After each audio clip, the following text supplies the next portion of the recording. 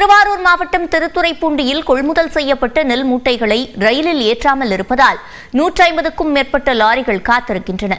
இதுகுறித்த கூடுதல் தகவல்களை நமது செய்தியாளர் ராஜசேகரிடம் கேட்கலாம். ராஜசேகர், காரணம் என்ன?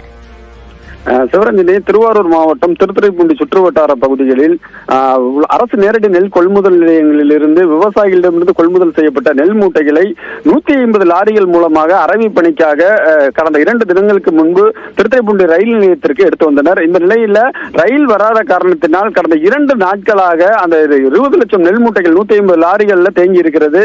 இதனால் மற்ற விவசாயிகளின் நெல் மூட்டைகளை இயக்கம் செய்ய முடியாத நிலை ஏற்பட்டிருக்கிறது.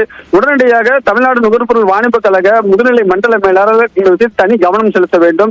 இதனால் சுமை தூக்கும் தொழிலாளர்கள், அதே போன்று லாரி ஓட்டுநர்கள், பல்வேறு நபர்கள் வேலை இழக்கக்கூடிய ஒரு சூழல் ஏற்பட்டிருக்கிறது.